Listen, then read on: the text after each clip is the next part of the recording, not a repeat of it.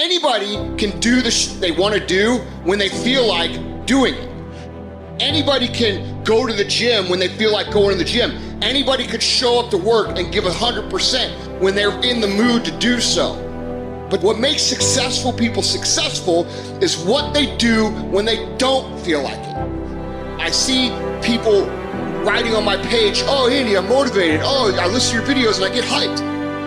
That's great, and I'm glad that I can give you hype for 5 minutes. But what do you do after the 5 minutes is over? What do you do after you walk out of the seminar that you paid $1,000 to go to? What do you do when you wake up the next day? What do you do when you have to either do what it is you know you're supposed to do without somebody there to supervise you, or you get to take the play off because no one's going to know the difference? Those are the things that make up success. That's discipline. The practicing, the developing the discipline that when applied consistently can get you to the next level. If you look at the true warriors of humanity, you look at the true empire builders, you look at the true titans who are constructing a better world, they're less about pleasure seeking because they understand that if you want to have a great life, a soaring life, look at what most people do and do the opposite. Growth comes through discomfort. You look at a great athlete, it's the way they show up in the championship game is simply how they showed up in the lonely light of the early hours at practice. To have the results, only 5% of the population have. You've got to be willing to do the things that only 5% of the population are willing to do. Stop going on about the day as a servant. Become the master. Run your day and stop having it run you. Believe in yourself. You got one of 100 that has a belief. Instead of just jaw jet talk of intent. Huge differential there. Differential is somebody just believing life, and the other one taking the most of the opportunity time of life. Remembrance. Otherwise, forgotten. You have no business being average, but now you justify it. You come up with these great reasons why you can't get up at 5. You have these great reasons of why you have to do everything, why you don't execute, why you don't finish, why you don't follow through, why you say you'll exercise and you do it for about 10 days and you quit. You've got an excuse for why you're average. I guarantee you, if you were humble enough, if you were hungry enough, if you really wanted what you said, you'd sit down and you'd study what you do and you'd say, I can do this better.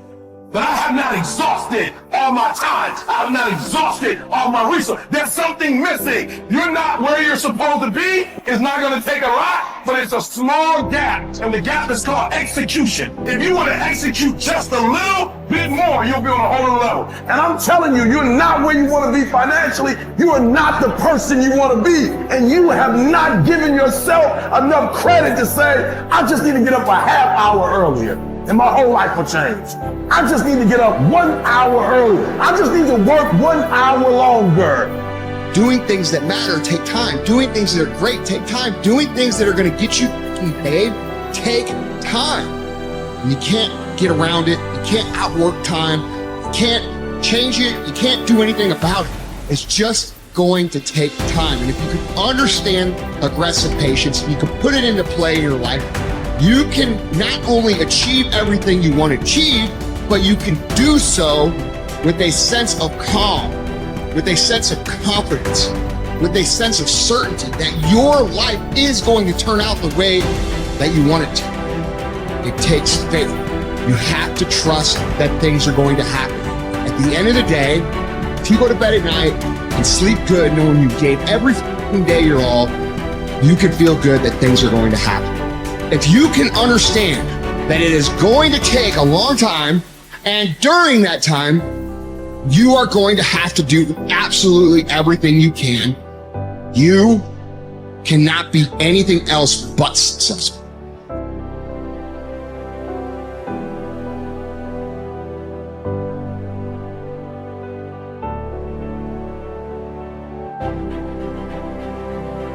You need structure, you need predictability, and you need more of it than you think, just to keep you sane.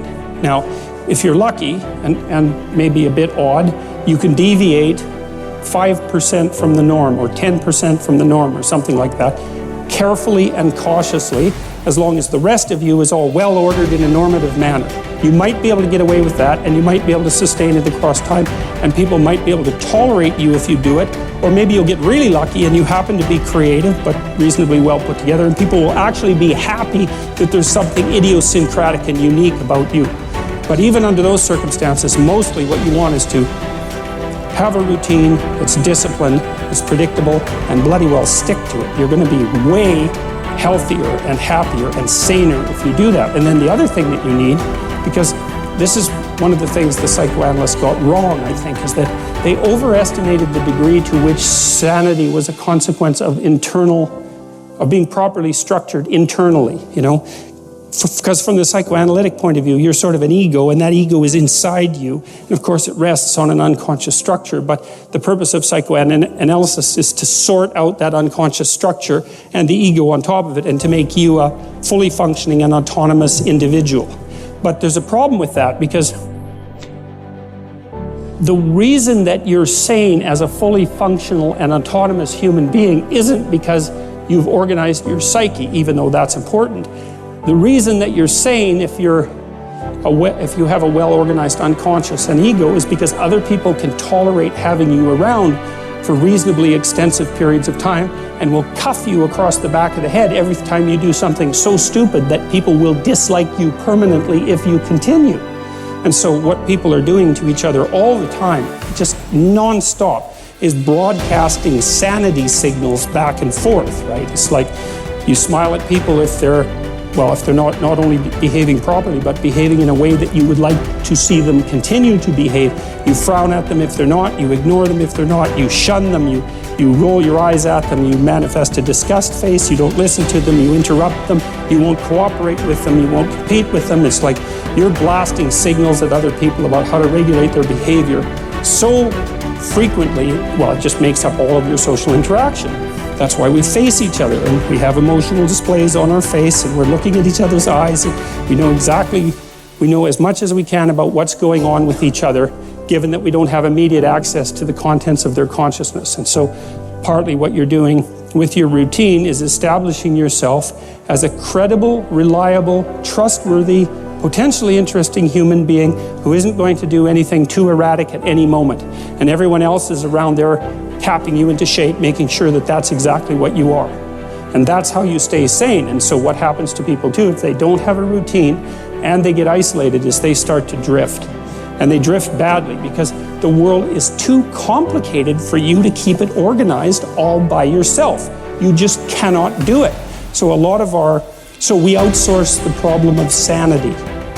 And it's very intelligent that we outsource the problem of sanity, because sanity is an impossibly complex problem. And so the way that we manage the incredibly complex problem is we have a very large number of brains working simultaneously on the problem all the time. It's like a stock market for sanity. And it's partly, and I use that definition with purpose, because the stock market does the same kind of impossible thing, right? Because it tries to price things, which is impossible. How many things are there? Like 1 billion. How in the world do you decide what the price is? You can't decide what the price is. That's why you have a stock market. Well, in a free market, I mean for consumer goods, is everyone's voting on what the price of everything is all the time. And that's the way we figured out, because it's technically impossible. Understand. Your mind is weaker than your emotions, but you become aware of this weakness only in moments of adversity. Precisely the time when you need strength. What best equips you to cope with the heat of battle is neither more knowledge nor more intellect. What makes your mind stronger and more able to control your emotions is internal discipline and toughness. No one can teach you this skill. You cannot learn it by reading about it. Like any discipline, it can come only through practice, experience, even a little suffering. An active life serves the purpose of giving man the opportunity to realize values in creative work, while a passive life of enjoyment affords him the opportunity to obtain fulfillment in experiencing beauty, art, or nature. But there is also purpose in that life which is almost barren of both creation and enjoyment, and which admits of but one possibility of high moral behavior, namely in man's attitude to his existence, an existence restricted by external forces. A creative life and a life of enjoyment are banned to him. But not only creativeness and enjoyment are meaningful. If there is a meaning in life at all, then there must be a meaning in suffering. Suffering is an ineradicable part of life, even as fate and death. Without suffering and death, human life cannot be complete. As his mind becomes purer and his emotions come under control, his thoughts become clearer and his instincts truer. As he learns to live more and more in harmony with his higher self, his body's natural intuition becomes active of itself.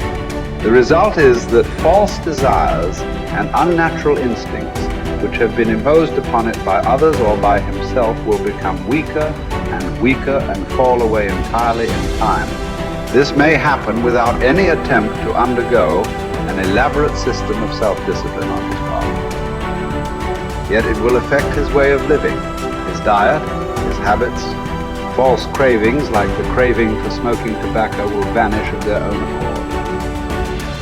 False appetites, like the appetite for alcoholic liquor or flesh food, will likewise vanish.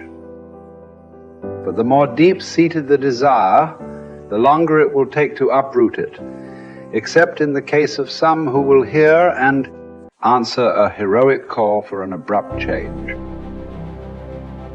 Persistence and variety. These are the two primary ways to develop great ideas or to solve important problems. Keep leaning your head against a topic for a long time. Certainly for weeks, possibly for years. And along the way, try many lines of attack.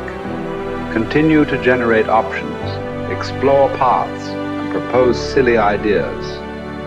Copy and paste concepts from widely different disciplines and see if it gets you anywhere. All the while, continue to refine the best solution you've found thus far. What looks like genius may simply be the byproduct of persistence and variety. The tendency to avoid challenges is so omnipresent in human beings that it can properly be considered a characteristic of human nature. But calling it natural does not mean it is essential or beneficial or unchangeable behavior. It is also natural to defecate in our pants and never brush our teeth. Yet we teach ourselves to do the unnatural until the unnatural becomes itself second nature. Indeed, all self-discipline might be defined as teaching ourselves to do the unnatural. Another characteristic of human nature, perhaps the one that makes us most human, is our capacity to do the unnatural, to transcend and hence transform our own nature